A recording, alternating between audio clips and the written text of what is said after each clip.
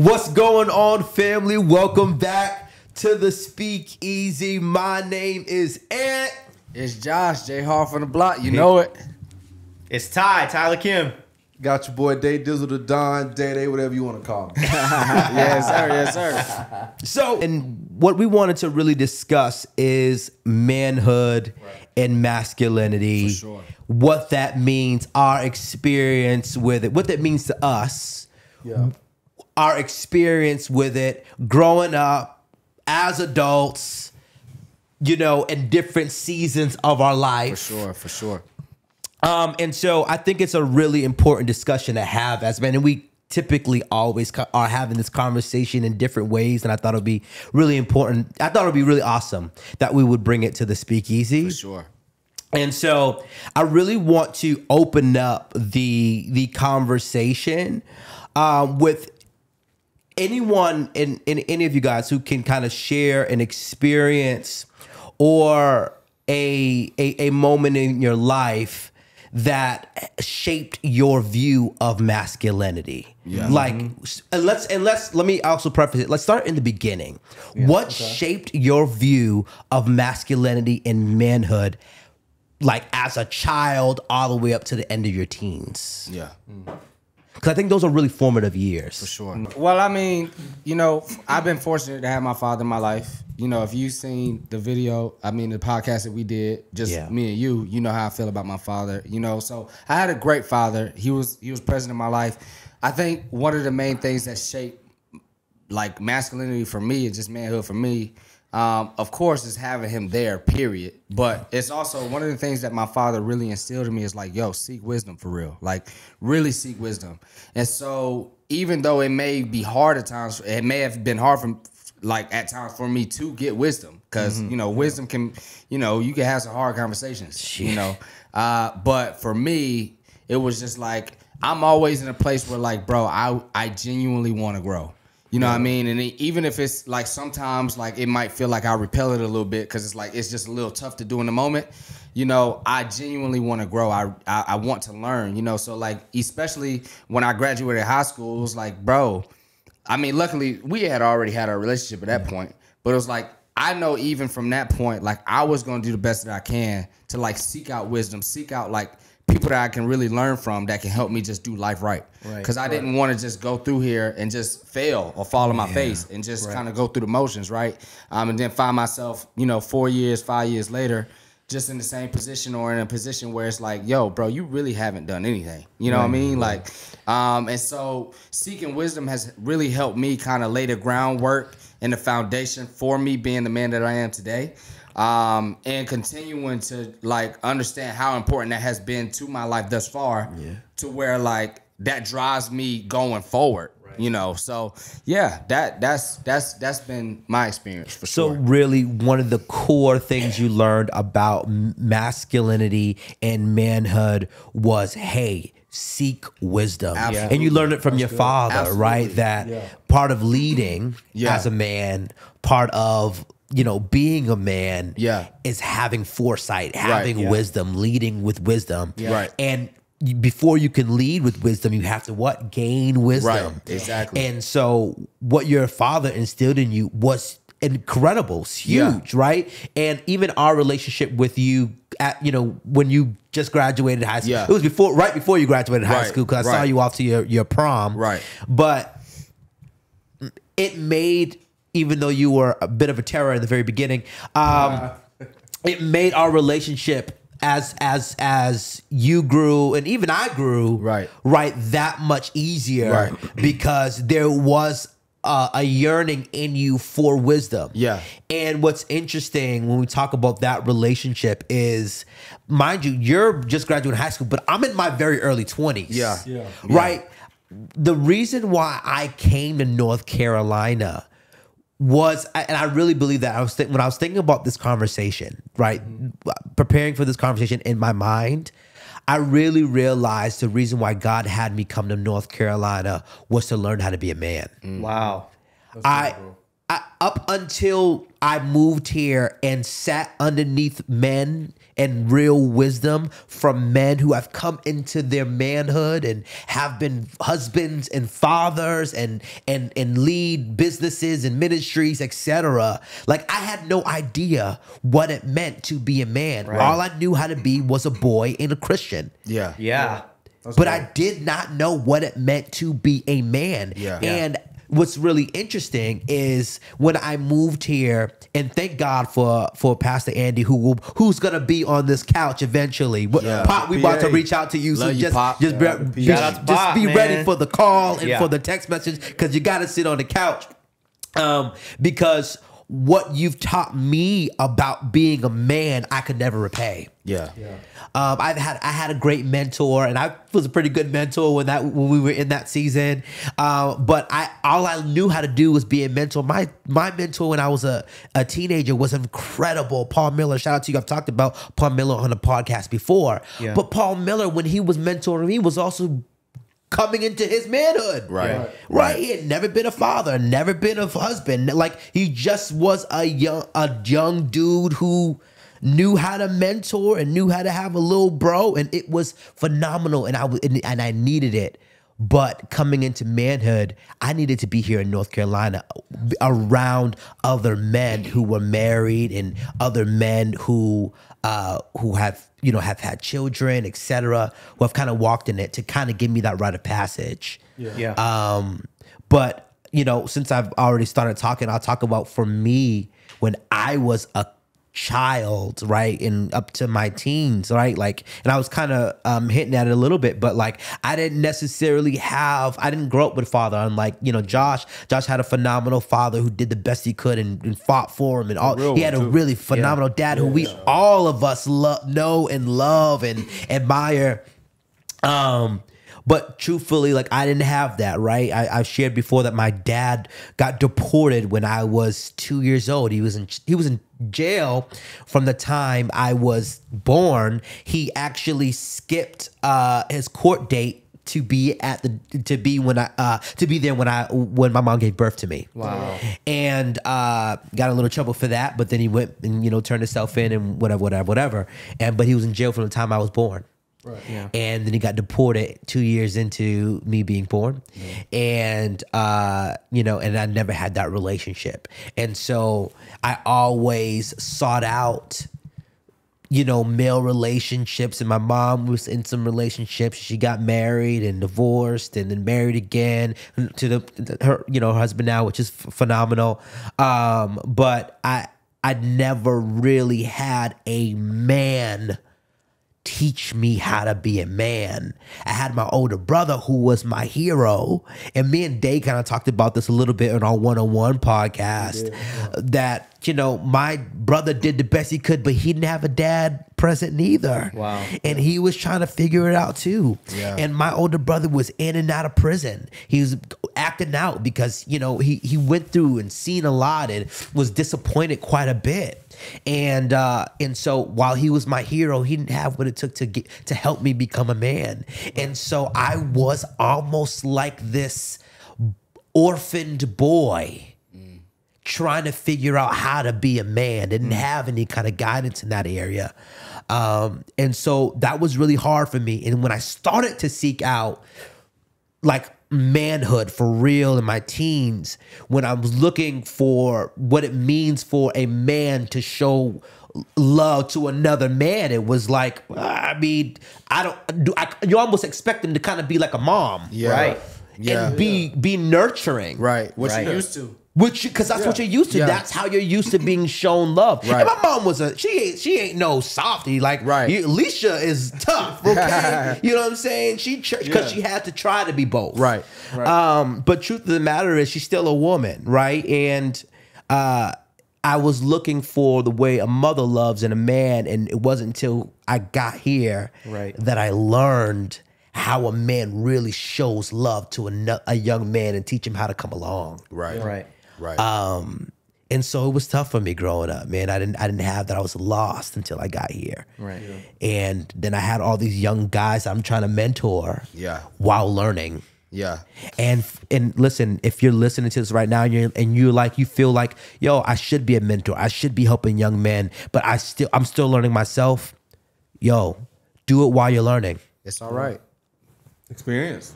Do it while you're learning. Yeah. Yeah. You know? But yeah, it was tough for me. Yeah. How about y'all, man? Yeah, I think for me, when I was growing up, I actually never really had a framework or an example of what it was like to be a man. I grew up with my father in the household, but Yeah. I never really had conversations with him. I never really had a relationship with him. He was pretty emotionally removed. I witnessed him not really being the greatest husband and not really being the greatest father. And so, it never really gave me a framework of what it looks like to be a man. But I was still raised in a Christian home, and my mom did an incredible job at raising me with Christian values and disciplining me when I needed to be disciplined. And it wasn't until kind of a little bit into, I think it was like my senior year, like going into early college, where I got connected with Brian Bullock. Mm-hmm. And PB.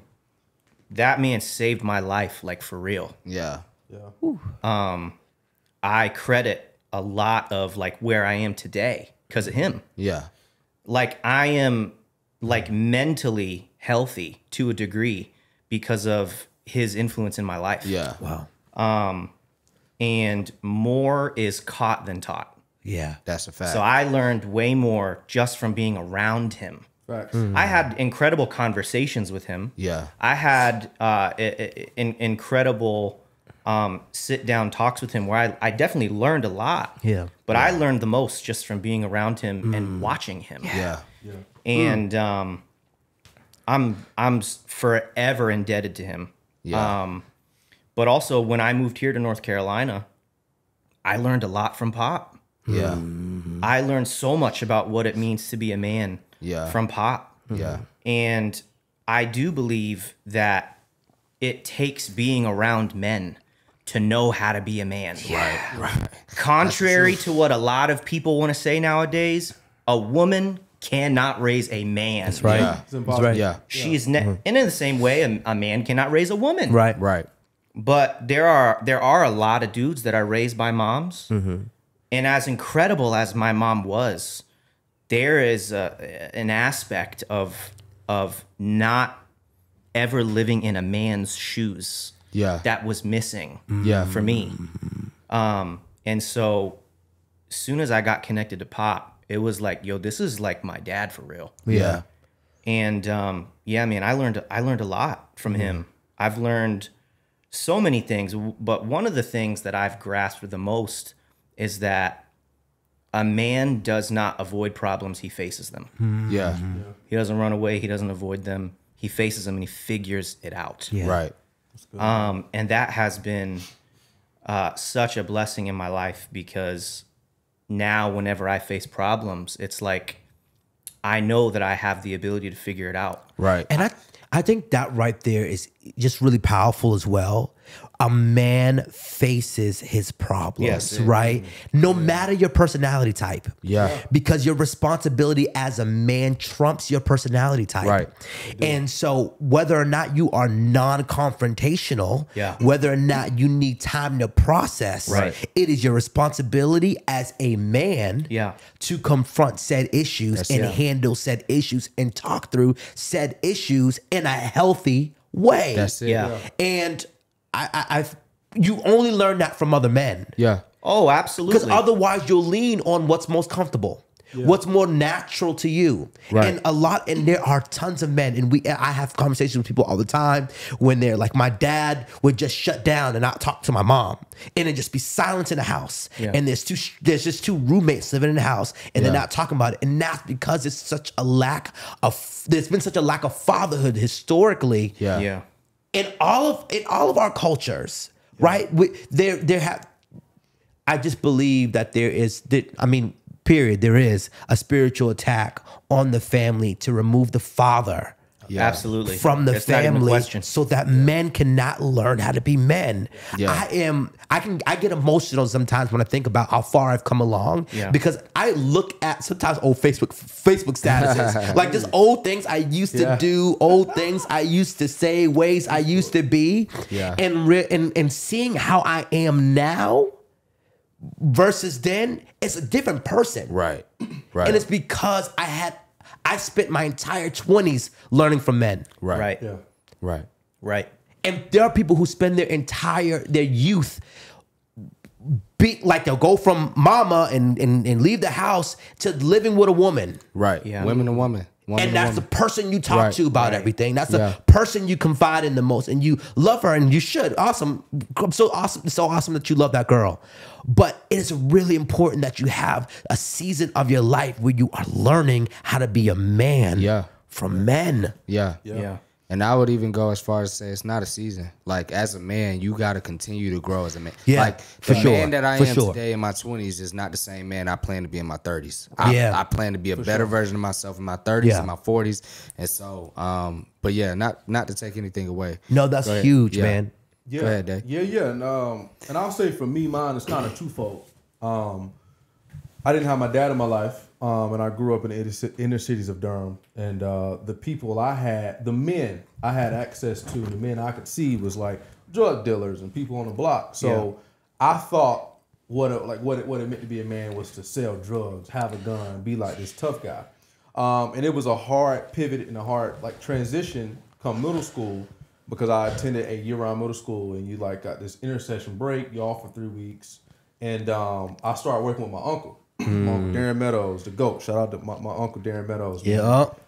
And my uncle really started teaching me what it means to be a man. Like, he was a carpenter. He worked for himself. But he still had discipline. He woke up every morning. He attacked his work, handled his bills. Like, he just did everything right. You know what I mean? Like, Miss Thomasine, his wife, he woke up, started her car in the morning. You know what I'm saying? He just did everything like that men should do around the house. And just being able to work with him and be able to, learn how to do carpentry. Like, Jesus was a carpenter, you know what I mean? So it's just like I know how to do carpentry as a young man, you know what I mean? Because of my uncle. You know what I mean? He also taught me too, face your problems. You know what I'm saying? Like, if it was issues that happened on the job, he'll be like, why didn't you communicate with me about that? Or you know what I mean? It's just certain stuff like that I don't think I would have learned if I would have chose to be in the streets, or if I would have just said, Mom, teach me everything it is about being a man. You know what I mean? Because it's impossible. And my mom used to hit us a lot with the, I'm your mommy and your daddy, which was kind of dangerous, because it's like, you're not though. You know what I mean? You can't fill that void of a father. You know what I mean? Because it's just two different lifestyles. But my Uncle Darren really taught me what it is to be a man, and that's what really stuck with me to this day. Like, all the other stuff, it was going with the wind. But what my uncle taught me was the foundation of my identity, and also my understanding of what it is to be a man. Yeah, I think, bro. One of the things that, like you said, even Tyler, when you were talking, and you even just hit on, it's like, a woman can't teach you how to be a man. And it's like, I know that there's probably a lot of men right now who's like, bro, my mother was amazing and I'm a good man now. I'm willing to contend with you now though, bro. Like, the reason that you are the man that you are, your mom did play a part in making sure that you got through and you are the man that you are today. But you had coaches, you had certain people in your life that were men who influenced you in a way that only a man can influence you, at the end of the day. And so it's like, if you're watching this and you feel like, you feel like we low key, you probably don't feel this way, but if you feel like we low key saying that women can't, raise a man, can't raise a man, can't help it's a man, you can raise a man, but to really be the man that you need to be, the man that God wants you to be, you gotta remember, God want us, God designed it to where there's a dad in the home, where there's a dad who has a relationship with you, whether it's men in your life who has a relationship with you. You know what I mean? So that's God's design, you know, and so it's not God's design for you to just have your mom in your life. You know, it's God's design for you to have men around you who can help you be the best version of yourself that you can be. In the same way for women. It's like women around you to help you be the best woman that you can be in your life. And so, like, bro, you know, I just want to highlight on that because I know it's a lot of men who like take a lot of pride in their mom, you know, and what she did for them. And that's amazing. But think about the men that have been in your life that has helped you have the healthy habits of a man that only a man can teach you. I'm slightly, and I'm with you 100% on that, right? But I do think it takes a lot of internal work for sure and introspection, awareness to understand or even be cognizant of what's missing. Right. Yeah. To even be aware that there's even pain there. Yeah. Right. Yeah. Because how do you cry for something you never had? How do you feel like something's missing if you've never had it? Yeah. Right. Yeah. You know what I'm saying? For me, when I was, and I think I shared this before on the pod, I'm not sure, but there was one day, Paul Miller, when I was in middle school, I was messed up middle school. Oh my God, not middle school. I was in high school, and I was in my teens, mid-teens. Paul sat me down, and he was just like, and he'd been my mentor for a while. And he sat me down and he said, you're angry at your father. And I was like, no, I'm not. He was like, you're angry at your father. I'm literally, and I can, with all y'all here today, I was not feeling angry at my father. I was like, because Paul, he's kind of like me in when he's like always right. So, literally, he used to be always, like every time he said something, he was right. This was my moment, y'all, to be like, yeah, nigga, no, you ain't right. You ain't right here, bro. I'm good. Like, I'm not angry at my father. I was like, yo, are you really trying to be deep right now? Like, you really trying to say something real deep. And I was just like, yeah, no, I'm not. Yeah. He's like, you're angry at your father. I was like, no, I'm not. And he kept saying it and kept saying it. And I broke down in tears. Yeah. I started bawling, crying. And what's so interesting is like in this moment, as you guys are, and it took him to pry and ask the questions and to get that out for me to even feel it, to feel the pain of what I always knew internally was missing. Yeah. Because even as you guys are talking about having dads in the house or how your grandfather was there, like I'm internally having this visceral reaction of like, man, like that would have been, I knew I needed that. And I wish I had that. Like I'm feeling like, and I'm healed. Yeah. But like there's still a man now who has a son that looks at little Ant and like, man, I know you wish you had that, man. Like I know that pain. Like it was just so familiar to me that I started to feel that familiar pain and that sorrow of, man, you really should have had someone, a man to bring you along and let you know how to be and how to move and how to act. And I didn't have that. Right. But it takes real work and someone, and hopefully we could be this for you if you're watching, and hit us up, like shoot us a DM. No, one of us is going to reach back out to you to talk with you through it. But it took Paul to bring that out. And then it took Manny and it took Pop to help me work through it. For sure. And bro, not to like, and we definitely don't have to. I just really think it'll really help a viewer like to understand, like, because you suppressed that emotion, right? Clearly, because Paul is he brought it out of you. You didn't feel it because you suppressed it. Right. Right. And so it's like for the viewer that's watching, you know, who might have a similar experience, can like you share like why you feel like you didn't feel it in that moment, and like when you broke down, like what were the thoughts that you were having in that moment? That's a really good question. I went through my entire life not feeling the pain. The pain was probably very in the beginning. Yeah. And I think it showed up in little things. Like when I found out somebody was on the phone with my dad. Oh, I talked to your dad last week. Huh. Oh, and like I always would be like, whatever, move on.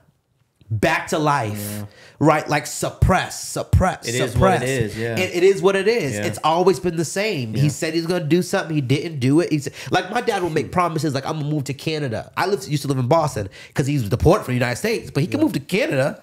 He ain't never moved to Canada. He ain't moved anywhere close. But he kept saying he was gonna do it and never did. And so I just always believed it was always gonna be like that. And I suppressed the feeling. And what I don't think it was Paul continuing just to ask, right? I think it was that, but it was also, I trusted Paul. Yeah. Wow. Paul was a safe place for me. Yeah. And so when he kept prying, it made me think deeper.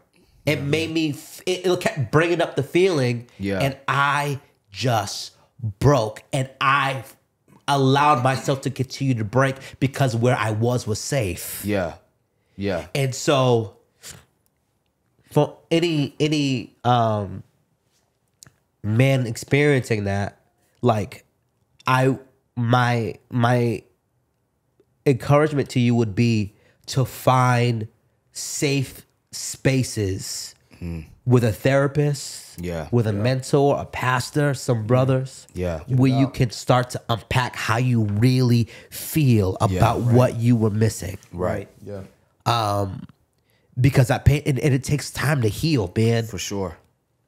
Yeah. It takes time to heal. And it's like, I'm healed, right? It's like a bad car accident. I'm healed from all the scars and everything. I got the surgery. I'm good. I'm walking fine. I don't feel the pain. Like, I'm good. Yeah. But if you see a car accident, again, it just kind of... You get triggered. It's a trigger. It's like, oh my God. Yeah. It doesn't mean I'm not healed. Right. It's just like when you guys are talking about that, I was just kind of like, ooh. Yeah. Man, that's what I wanted. Yeah. Indeed, bro. Bro, that's crazy, bro. It's like, if y'all was in the room right now, bro, it's heavy. No, like, I could cry right now. I'm telling you. I'm telling you, bro. Yeah. But yeah, bro, that's dope, bro. I'm glad you shared that, bro. I really just wanted, like, because I know there's so many men out there who literally, they suppress. Like, like most men do this. I know I even did it myself. Like, just suppress emotions, because you just like, bro, nobody cares anyway. Like, just move forward. You know what I mean? And so, like, I want whoever's watching this to be set free and know, like, dude, one of the most powerful things you just said is, like, bro, you was in a safe space and it just allowed you to think deeper. Yeah. And a lot of dudes just don't even allow themselves to think deeper. Like, I'll smoke some weed. I ain't got to think no more. Yeah. You know what I mean? I'll drink. I ain't got to think no more. You know? And it's just like, if you just take a moment to just think a little bit deeper, just think. If you went through something traumatic, if you didn't have your father in your life, if you lost somebody, if you just think a little bit deep and you know you didn't deal with that, you didn't talk to nobody, you know, and whoever you did talk to, you know, they really couldn't offer you much because they're in a different spot in their life too. Yeah. It's like, bro, just think a little bit deeper. Give yourself the space. Go to the space that you can. Find a space where you can just think a little bit deeper. Yeah. I love that you said that, bro. Yeah. And you're probably around 4 or 5 other people who have been through the same thing and aren't dealing with it, and you're probably looking at them like, well, they're okay, then I should be okay. We're all okay, so we're probably okay. Be the first one to go and talk about it with somebody. Be the first one to go get your healing. Right? And you have, and what's crazy is you don't realize till after you're healed, after you're on the other side of it, all the stuff that you were dealing with because of what you were missing, because dad wasn't there, right? And you'll be able to see everywhere it shows up, in the places you shut down, and the things you're afraid to confront, and your womanizing, and your quest to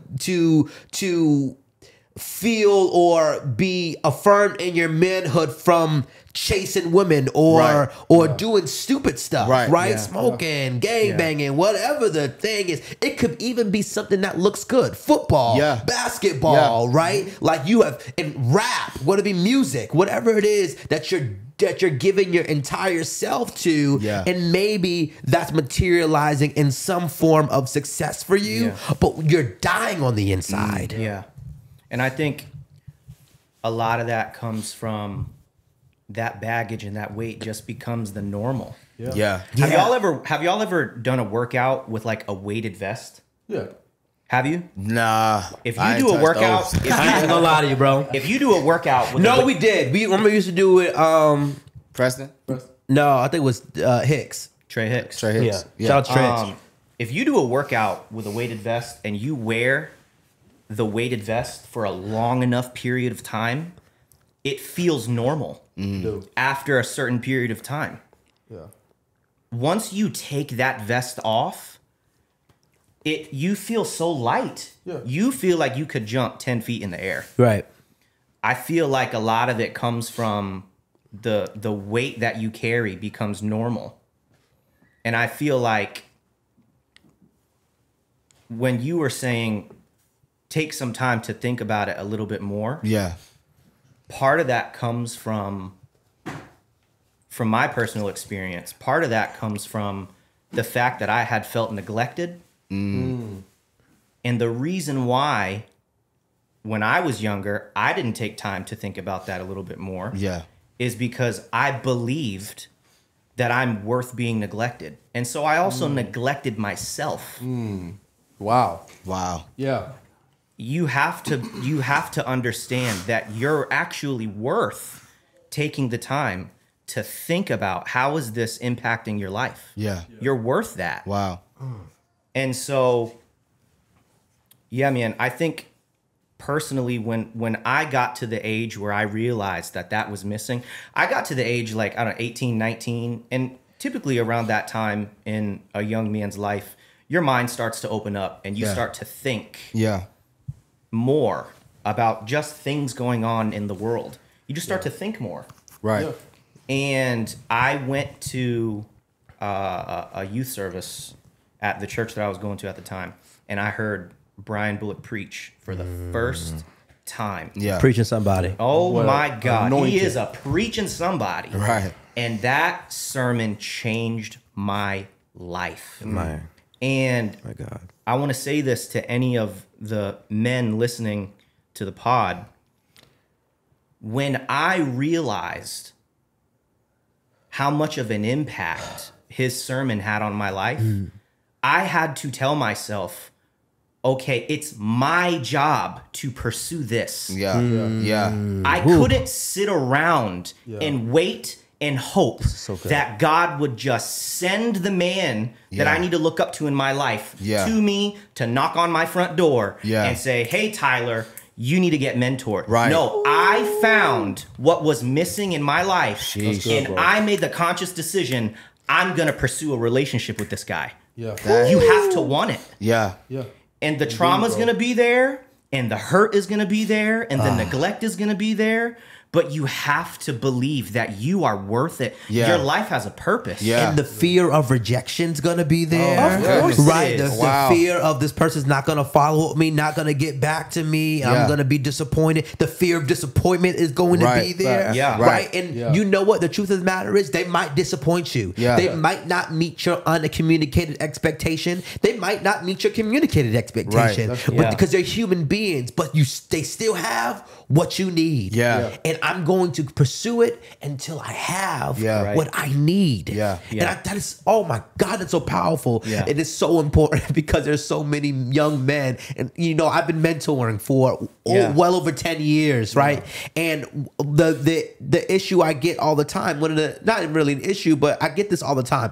There are young men who are afraid to reach out and like, hey, like I've been meaning to talk to you, like, and you know what? Let's commend them for actually finally reaching out, right? But the fear is always there, and they're afraid that I'm gonna not respond. They're afraid that I'm gonna disappoint, and sometimes I won't respond, and I'll try to get back to you when I can, and maybe I might disappoint you. But if I have what you need, keep coming, keep going. And I had those exact thoughts, because that fear of rejection, that fear of being disappointed, it comes from initially not having that relationship with my dad. Yeah. I had already felt rejected. I had already felt like I wasn't worth having a relationship with. So the fear of me trying to initiate a relationship with another man that I looked up to that was a trauma response. Yeah. Facts. What if this dude is just like, yeah, man, why would I talk to you? It's just like, I'd be like, yeah, see. But I think you're always going to have a possibility of rejection. You're always going to have a possibility of being disappointed. You can't give up on yourself. For sure. Right. You can't be the person that the one time you try and you get disappointed, now you give up. Yeah. Well, then you really didn't want it. Yeah. And oh my God. And I really don't want to like bombard and bully this conversation. Yeah. But I really do think, bro, like, men, we will reach out to somebody about a job, about getting some money, some opportunity that way, because that's easy. Yeah. Right. That's easy. Yo, can you refer me? Yo, can you do that? And even some men have trouble with that, but that's a whole nother conversation. But it's a lot easier for men to do that versus to reach out for somebody who can help them internally. Yeah. Right. Because that's the hard work. He's gonna keep it real with you. It's going to keep it real with you. It's going to help you be better, right? And help you become a man. And right, that is a difficult task for men, and we got to do better. Yeah. That's a fact, bro. That's a fact. Did you want to say something, Dave? No, I mean, I could definitely piggyback off what Tyler said too about like, just rejection and all that. Yeah. It's like for me, my dad, it was so many like empty promises, bro. Yeah. Like so many. So like when it came to like me, just kind of like trying to get a relationship with like coaches I had in my life, I was always kind of like, I don't know. You know what I mean? Because it's just like, my dad gonna sit here and lie in my face. I'm not gonna bother this coach or badger this coach because he may feel the same way my dad feel. You know what I mean? So it's like it kind of prevented me to have like better relationship with some of my coaches. But just as I got closer with my uncle and my uncle showed me certain things, that feeling kind of fell by the wayside, and I was able to walk into it a little bit better. Question. Go ahead. You go ahead. Well, going off that, I remember when I first moved here, and I got connected with y'all. And it was really my first time meeting Pastor Andy. Dude, I was so nervous to talk to Pastor Andy because I'm like, this dude will talk to me for 30 seconds and know everything about my life. He's just that smart. Yeah. So I was kind of intimidated. And I just remember having conversations with certain people that their response was just like, yeah, he's not going to just come up to you and pursue you. Yeah. You don't have anything he needs. Right. He has everything you need. Right. So you need to be pursuing a relationship with him. Yeah. And I had trauma to the point where it was like every time I interacted with him, every time I talked to him, I never wanted to look stupid. Yeah. I never wanted to sound dumb. I never wanted to look incapable. And the more I developed a relationship with him, I never wanted to disappoint him. Yeah. I always wanted to be at my best. Yeah. My top performance, the best me. It was so unhealthy. Yeah. And I remember this one night, I was having a conversation with him at his house. Yeah. And I had to get it off my chest. Like, I had to let him know, like, this is how I feel with my relationship with you. And it's probably from the fact that I never really had a relationship with my dad, and I lived with my dad, and he never wanted to have a relationship with me. And so I told him about how that kind of affected, my posture with him, really. And that I didn't really know how to approach my relationship with him. And it's so funny how you can be free from your trauma, and your trauma still blinds you from where you are. And his response was, yeah, I get it, but you've been living here for 2 months and you're sitting here in my kitchen at midnight having a conversation with me. What are you afraid of? You're in my house at midnight. That's a very Tyler thing to do. And I am having having a conversation with you for sure. because I care about you. Yeah. Because I love you. You're my son. Right. Yeah.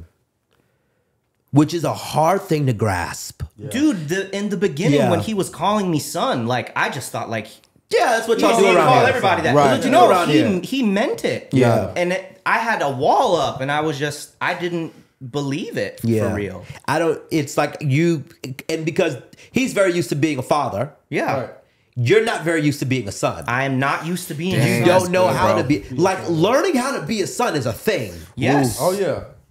Yeah. Yeah. Like that's a whole nother thing. Yeah. Because and it's a painful topic again, because it's like it's something you should learn as you're growing, right? Yeah. Right. And it's so funny to see. It's like you see sons who've been around present fathers, and they're just so confident of being around their father and messing up and being great and taking criticism and all things. Right. And of course they're imperfect, but you know what I mean. It's like whereas for us, it's like. I don't even know. I just learned how to have hard conversations. Yeah. Yeah. Like now I'm like, I don't want to disappoint you. Like, so I'm supposed to be comfortable disappointing you while also learning to have hard conversations, right? Taking criticism, but like. And it's like, and when I disappoint you, you're not going to leave me. Yeah. That was my biggest fear. Because I'm so grateful to finally have it. And I don't want to lose it. I don't want to. I'm on my best behavior. Yeah. Hey, bro. So I'm not even actually really me. Yeah. I'm not even really myself. Yeah. Because I feel like the moment I let you down, you're like, yeah, you're not even worth being around. Yeah. It's like the relationship becomes like performance based. Yes. It's like I can't be vulnerable if I'm thinking about performance. I can't be 100% truthful with you. Because like I'm so worried about my performance. And it's just like I'm hindering myself from this like blessing of this father son relationship that I really need. For sure. And and let me even speak from my experience, even like having my dad in my life, right? It's like it's crazy how this conversation turned into us talking about fathers. Right. Which I think this is exactly where it needed to go pretty much. Because when it comes to being a man, like that's a pivotal piece. You know what I mean? But it's like even in my experience, like, you know, I have a phenomenal father and I love my dad for sure. But it's like, you know, there are things at the end of the day that my father didn't teach me, you know, that that either he didn't have, that it wasn't a strip for him himself to where like that's something that he could instill in me, or if it was something where he just had things to do. Like my dad, you know, just to be transparent, like, you know, we didn't have a whole lot. So my dad was always kind of working. You know, he was working, or, you know, and when we did spend time together, you know, it was just like we were just spending that time together, just having a good time, you know. So my dad didn't necessarily teach me about having hard conversations, being conversational. Right. So I wasn't confrontational. You know, my dad didn't teach me, you know, even though he taught me to seek wisdom, you know, my dad didn't necessarily teach me, you know, the right people to talk to, you know, the people to seek, the relationships to have. Yeah. And so even in that same way, it's like having a relationship with somebody like Pastor Andy. Like I always felt like a little like nervous to like even spark up a conversation. Right. Even if the last conversation we had was like a great conversation and like, yo, I was affirmed that he loved me. It was moments where like I was like, bro, I feel like I got to make sure that like we in good graces real quick again before I talk to him again, you know? Right. And it's like, bro, no. Like he said he was my father, he's my father. Like that's it. You know what I mean? He meant it. Yeah. You know, and if there was a leader in my life, you know, it was always like I just felt like that leader needed to pursue me. Like if you really cared about me, you would come pick me up. You would come say what's up to me. You would come talk to me. Feminine quality, just, for real. It really is, you know. And so for me, it was just kind of like, and just to even build on top of that, it was like if my dad was gone, I was always with a woman. I was always with a babysitter, always with somebody who was watching me, you know. And so that's how I spent my life, you know. And so for me, I had to grow out of like I had to grow out of like certain tendencies and habits that I had that really were formed by women because I was around women a lot of the time and things that my dad just couldn't necessarily teach me. And so I know there's somebody watching who their dad was in their life and they love their dad, but there are certain things that your dad didn't teach you that's why it's important for you to continue to just have male relationships in your life who have different experiences and different perspectives that they can instill in you and help you just kind of be a holistic version that you need to be and the best version that you can be of yourself. Yeah. So yeah. It takes a village, bro. For sure. And for sure. You gotta be mindful of that. Yeah. And you know, it really does, because at the same time, as much as I have learned from Brian Bullock and from Pop, it has also taken y'all in my life. Yeah. Because at the end of the day, I love being around Pop, and I love being around Brian Bullock, but I'm actually with y'all the most. Yeah. And the truth is that we are all men also raising each other. Yeah. Yeah. We are all men figuring it out together. Bro, yes. And I view my life as not a joke. Yeah. Like, I can't afford Yeah. to be around dudes that are not trying to be the best versions of themselves. That's it. Yeah. I cannot afford to be around dudes that don't take their lives seriously. Yeah. I can't afford it. And so it's also taken y'all, not just someone that I view as a father figure, but brothers that I genuinely respect. Yeah. Yeah. Yeah. And I can listen to what you have to say. And I believe that you love me. And I believe that you have my best interest at heart. Right. And I don't think any of y'all are stupid. Fact. But even to your point, right? We as men are always going to be, no matter how much we were affirmed by our, our father figure, spiritual father, what have you, we're always going to be more ourselves to our peers. It's just Absolutely. the fact. That's it. Absolutely. No matter how wonderful our father figure is, spiritual father is, we are always going to be more ourselves to each other, which is why it's important to have community to help you walk through manhood as it's a developmental process. Right. It's a process. Walking into your manhood is a process, and learning how to be a dad, and learning how to be a husband, and learning how to exceed in your work, and to be everything God's called you to be in the earth. To navigate and deal with all those things while navigating temptations and pressures and That's the thinking truth. with multiple heads, right?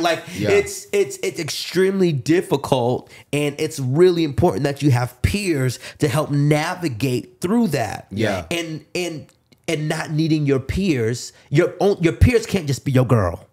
That's the truth. No. That's the truth. Your peer can't just can't. be your girl. Your peers can't only coddle you. Yeah. No. Because I call them up relationships, right? Those father figures, those mentors, they're only gonna know so much about you. Your peers are really gonna know you. Yeah. Yeah. And so if you can't accept criticism and accept truth from your peers, you are doomed. And that is actually one of the biggest things about all of our relationships is that we seek truth. Yeah. Facts. And one of the qualities of a man is that a man seeks truth. That's facts. And he doesn't just want to listen to comfortable lies. Ooh. Wow. Whoa. When you are in a relationship with other men that are taking their lives seriously, the truth is going to be unavoidable. Yeah. Yeah. Because they're going to tell you the truth about yourself. Tell the and truth if you're or a shame the devil. man, you need to listen. Yeah.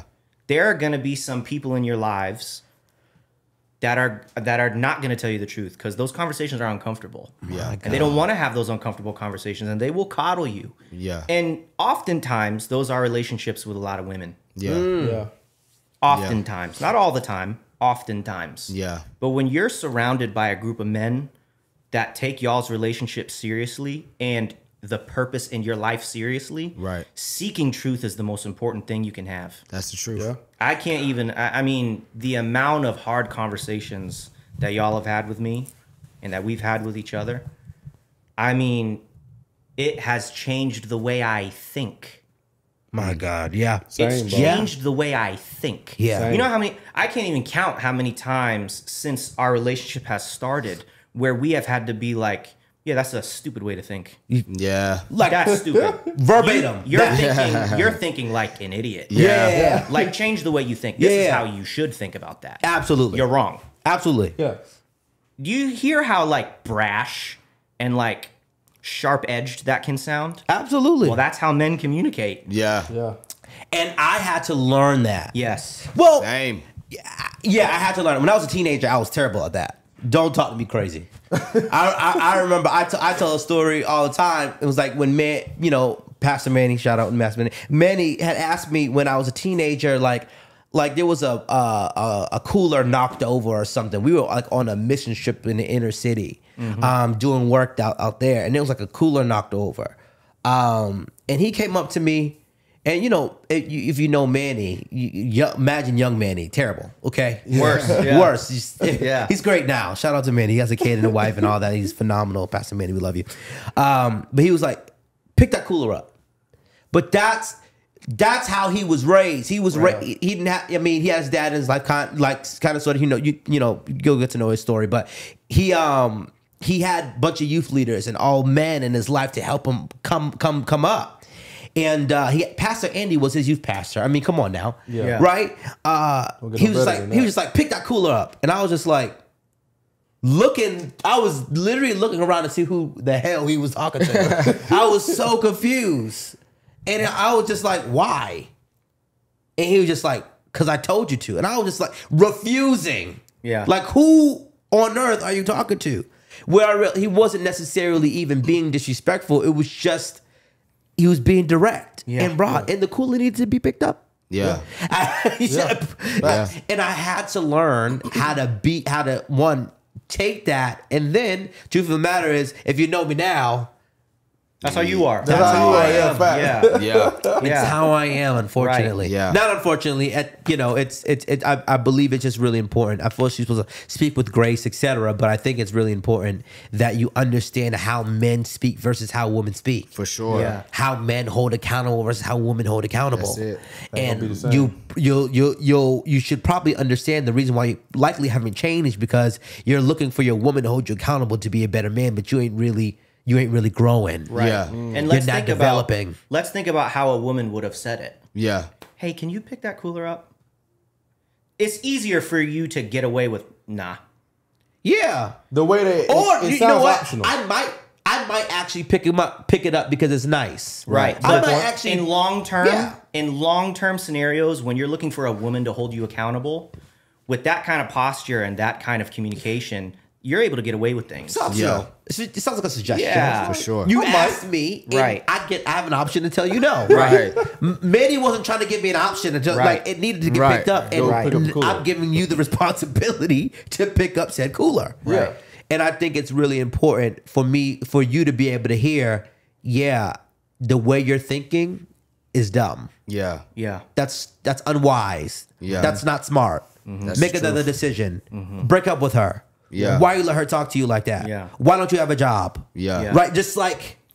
Yeah. And I think one of the things that I've learned from having our relationship is that we only exhaust that kind of energy because we care. Yeah. That's the truth. 1,000%. Because I wouldn't say nothing if I didn't. I'm here to tell you. If I didn't care, I'm keeping that energy. It's going to be an energy reserved for something else. Yeah.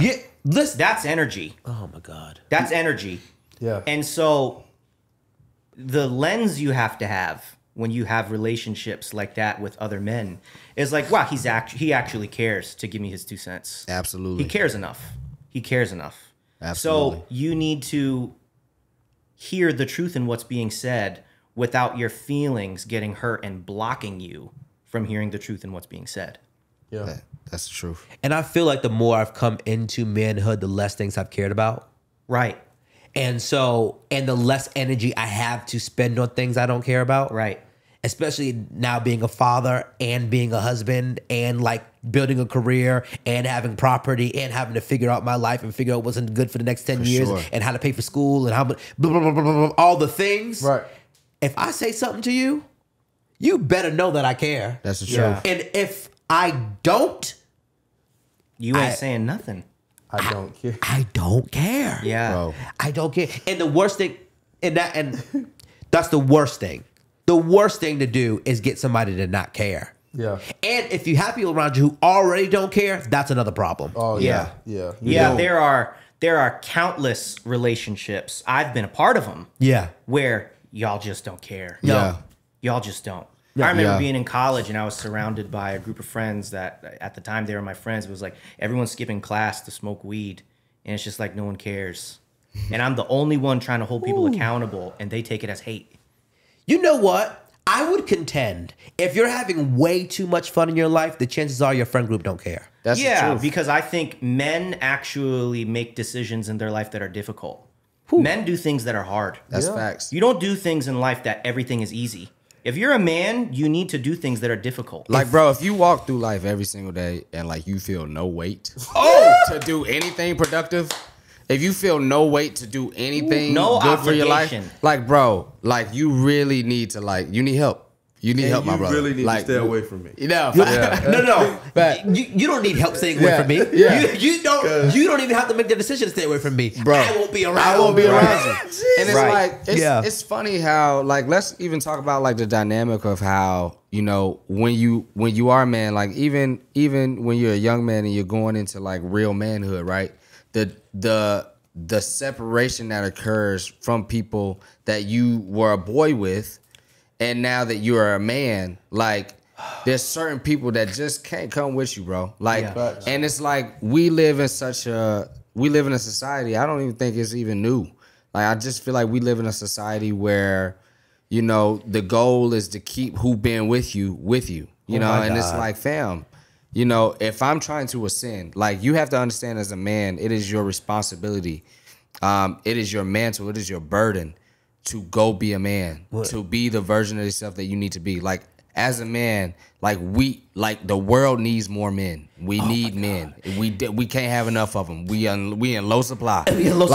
We need more men. So your responsibility is to go be a man. So if you graduated high school, if you're in college, your goal right now is to set the foundation for you to be the man that you need to be. Right. Because without us, we're going to have more scenarios where the father's not in the home. Right. We're going to have more scenarios where there's dudes who's looking to the nearest influence that they have to them to teach them how to be a man, to teach them how to be whatever, And so it's you have to feel that obligation. You have to feel that burden. I feel that burden every single day. Yeah. And that's why, but also that's the importance of my community around me to where we can decompress, but we can also hold each other accountable, and we can also encourage each other, but we can also tell each other yo, this is what else you can do to kind of, help you go along. You're going to be the average of the people that are around you and the average of the things that you really go after in life. And so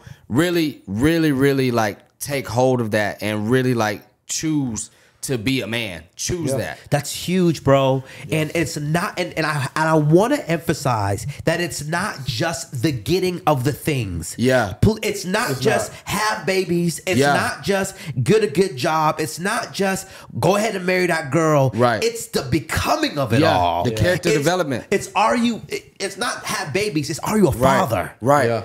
Do you have vision for your family? Yeah. Are you married to that woman? Have you chosen her? Yeah. Have you walked her down the aisle? Asked her father? Have you done what you needed? If her father act right, but have you done what you needed to do or not do? So let me correct myself. See, it's natural. Yeah. Have you become who you needed to become? Yeah. In order to be a father. Right. To be a husband. Yeah. Right.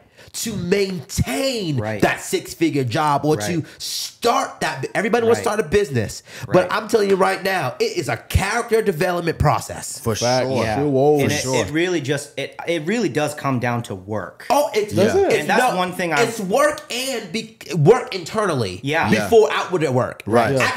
You can start a clothing brand with 1,000 designs. Yeah. But if you haven't found discipline within yourself, if you haven't really become a business owner, if you haven't become someone who works hard, gets up early, does the thing, it's gonna be real hard to get that thing off the ground. For sure. And I don't actually know what the disconnect is there. Yeah. I don't know what it is. Yeah.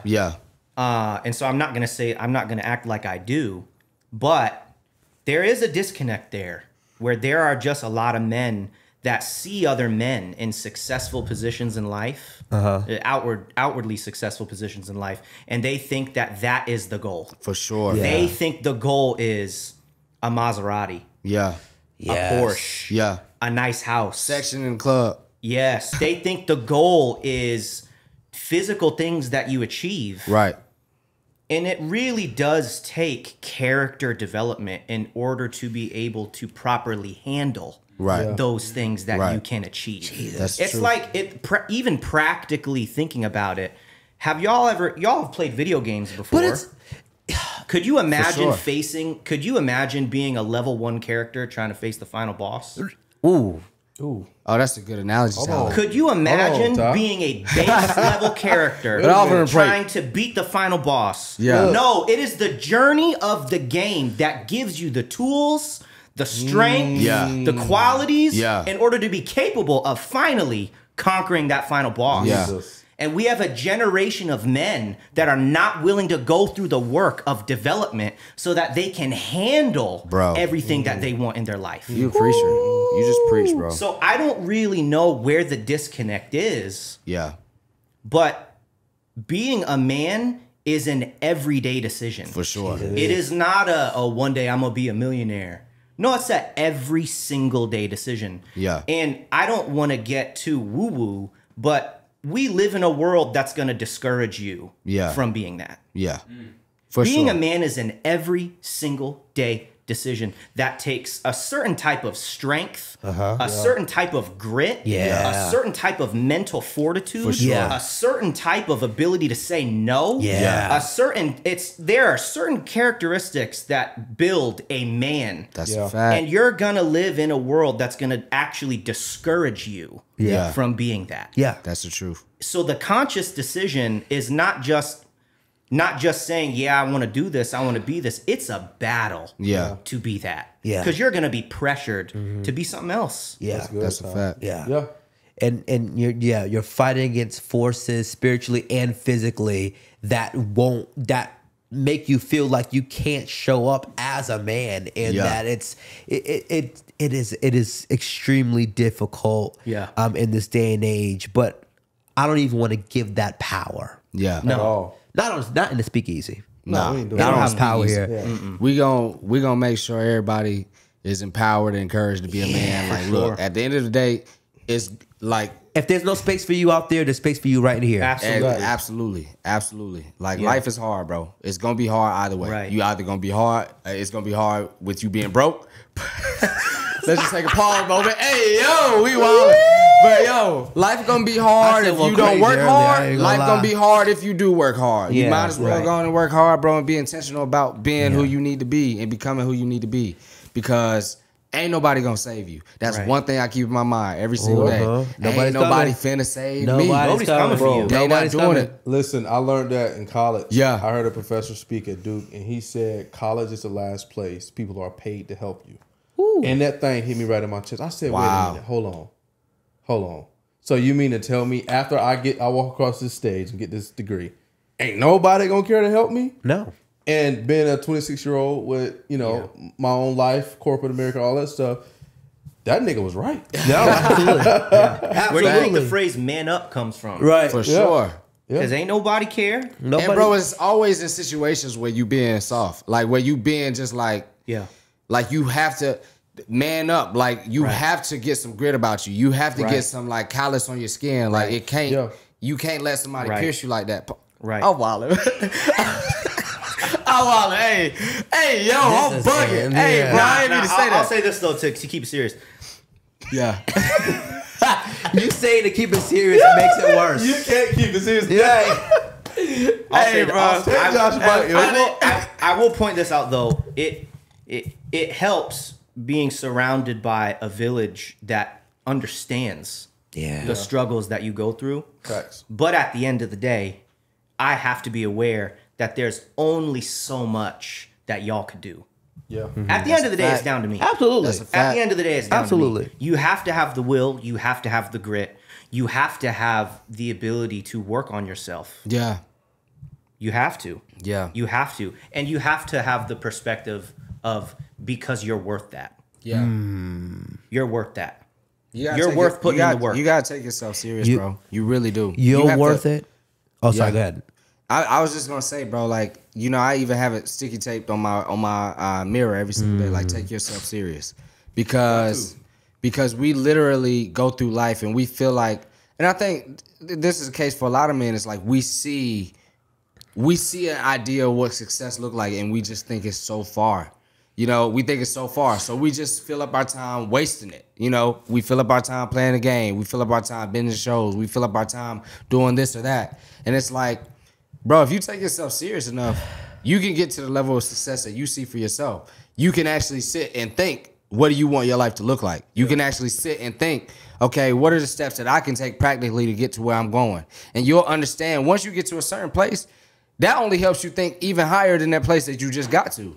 And it's just like, fam, like just take the time to just take yourself serious enough to like really be about your ish. Like be about being a boss for yourself. Be about like being the man that you know that you can be. God ain't just create you to come down here and just lollygag, bro. Right. He didn't. He got a plan for you. He gave you gifts. Work them joints for real. Work your gifts. Yes, and don't just aspire to this level of quote unquote success that you've seen on social media. You don't know those people. Yeah.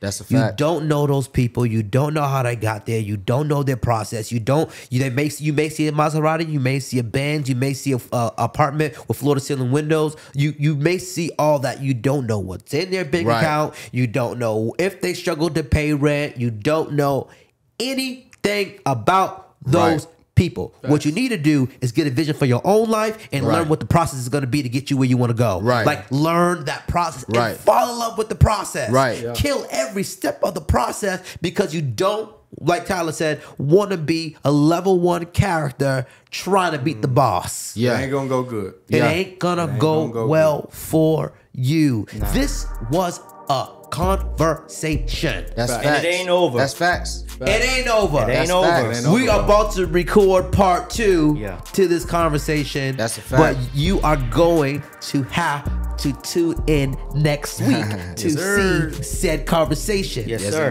But listen, like, subscribe if you felt heard, like anything you heard in this conversation. We want to hear it in the comments, right? We're building a community here. The Speakeasy is a community. We're building a community. Follow us on Instagram. Join the Speakeasy. Follow us on TikTok. Join the Speakeasy. Join the family. We love you. Become a member today. Become a member of the Speakeasy. You know what I'm saying? Amen. We love you. We see you next week. Peace out. Peace. Peace out.